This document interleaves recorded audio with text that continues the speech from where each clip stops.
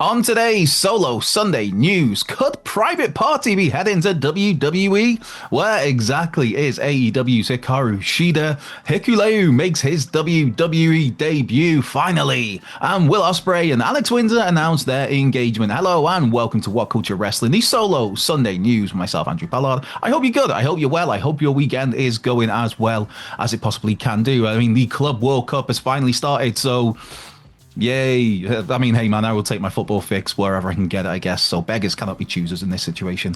Right, starting things off with a little bit of news on the next act to possibly swap AEW for WWE. Yes, that would be Private Party.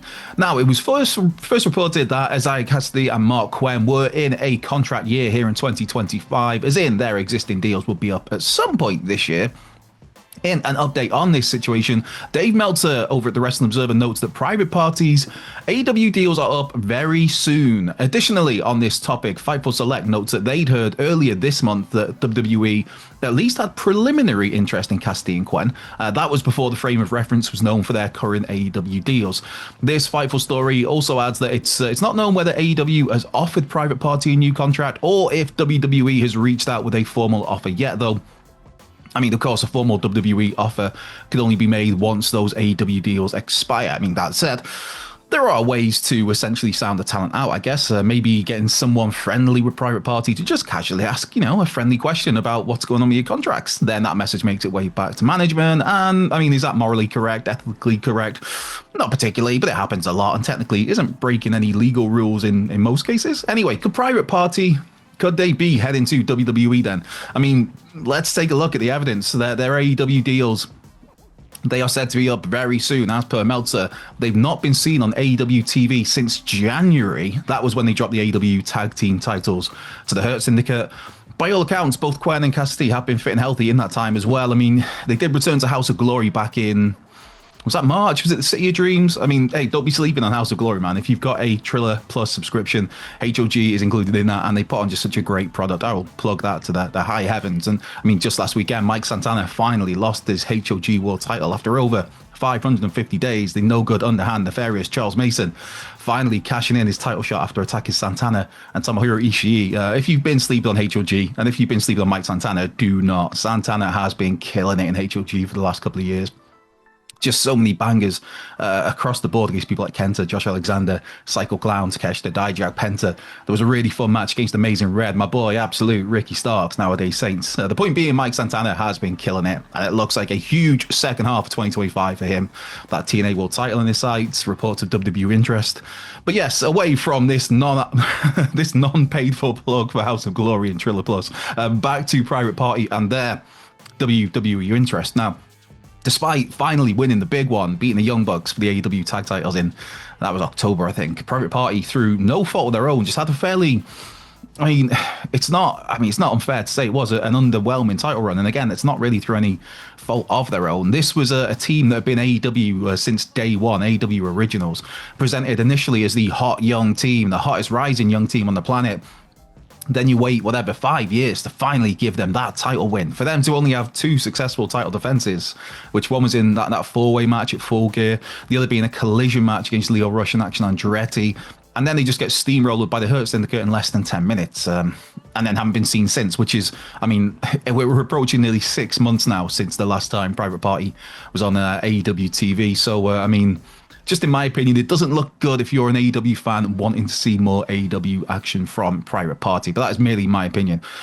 After all, we've seen certain other AEW talents, how they've been benched and kept on the sidelines for months and months if it becomes clear that, they're possibly looking elsewhere.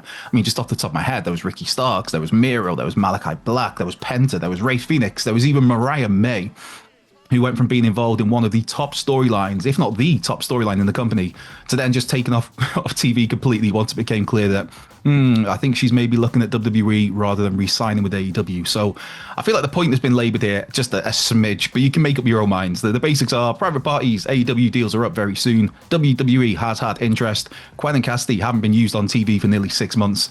So yeah, make up your own minds there. And with that, on to our next story. And on to another AEW talent that's not been seen for a fair old while. That would be the former 3-time AEW Women's Champion, Hikaru Shida. Shida has not wrestled for AEW since November of last year. That'd be a Dynamite loss to Chris Statlander. And it's pretty crazy to realize Shida's only had one pay-per-view appearance since she dropped the women's title to Toni Storm at Full Gear 2023. So yeah, over 18 months ago.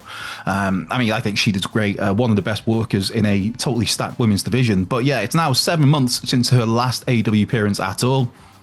And the star herself, she has given fans an update on why she's been missing, where she is. Speaking on a live stream on her YouTube channel, Hikaru Shida revealed that she's currently dealing with some visa issues, which is why she's been in Japan for the last little while. As she puts it here, she really hopes to return to AEW. Visas are especially tough to get these days. AEW has so many wrestlers and the lawyer has a lot to handle, so she understands it takes time.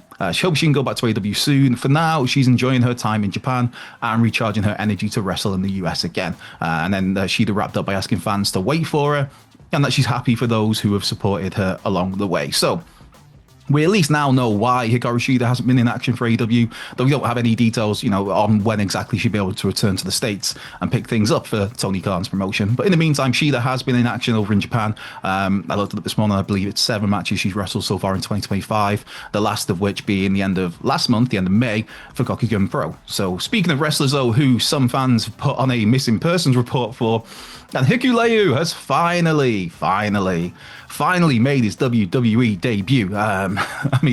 No, it was not some segment on SmackDown that you might have missed this past Friday, but instead, Hikuleo was in action at the most recent main event tapings, which took place before SmackDown. I'm not even totally sure these days when main event airs. I believe, is it still Saturday in the US on Peacock still? I think.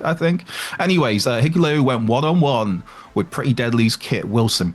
Now, for those wondering, he went by the name of Hikuleo, making this would be a first match for Hikuleo in just over a year. That was back at New Japan Dominion last June. So yeah, literally, I think it's like a year and 3 days was the difference between this match and his prior match before that. By all accounts, Hikuleo has been signed to WWE since sometime last summer. And there was even a trademark made for a Tola Tonga name, which many presume was going to go to Hikuleo. He's the dude is 6'8". So if you've got someone called Tola Tonga, that dude's very tall, fits that bill. But people presume that was going to be for Hikuleo, and that we would then see him join Solo Sikoa's bloodline alongside his brothers Tama Tonga and Tonga Loa. Instead, Hikuleo has just not been seen at all until Friday, that is, before that SmackDown taping, for the main event taping. With Jacob Fatu having now stepped away from Solo and JC Mateo, and with the Guerrillas of Destiny both out injured, I don't know when they're going to be back. Solo's group is in need of some numbers, and maybe a main event match is a way to just take a look at Hikuleo, which is something that still is, that's been so often done with NXT talents. Give them a main event match or two, see how they get on in front of those crowds in that kind of main roster situation against a solid in-ring hand. Kit Wilson very much is that. And then before that, you give them those few matches, you have a look at them, and then you bring them up to a Raw or a SmackDown if you think they're up to scratch. But either way, Hikuleo has at least now finally surfaced in WWE, albeit on main event, albeit not as Tola Tonga, but this could well lead to Hikuleo, either by that name or by Tola Tonga, landing on SmackDown as part of the growing tensions between Solo Sikoa and Jacob Fatu. So maybe we'll see him again in a couple of weeks, who knows, and in a slightly bigger role. Now, wrapping things up with a happy story today, a story away from the wrestling ring. And Will Ospreay and Alex Windsor have announced their engagement over the weekend. This comes hot on the heels as well, of course, of Alex revealing last weekend that she'd now formally signed with AEW. So that marks quite the week for her and Will, quite the 7 days. Ospreay took to Twitter, X, to post an image of the pair's hands with a ring on Alex's wedding finger. I presume it's a wedding finger. I am not a married man, so I'm not familiar with these things, but I presume it was the wedding ring finger. And the caption, she said yes. So congratulations to the happy couple from myself and all of us here at WhatCulture Wrestling. So yes, a nice way to round things out on this fine, glorious Sunday. With that, this has been WhatCulture Wrestling, the solo Sunday news. Myself, Andrew Pollard. Be sure to check out this other excellent video that's floating around here somewhere on your screen. Have a great rest of your day. Be well, stay safe, and I will catch you next weekend. And also, as well, I should probably say Happy Father's Day to all the dads out there who are celebrating today or are being celebrated. So yeah, Happy Father's Day. Be well, be safe, and I'll catch you down the road.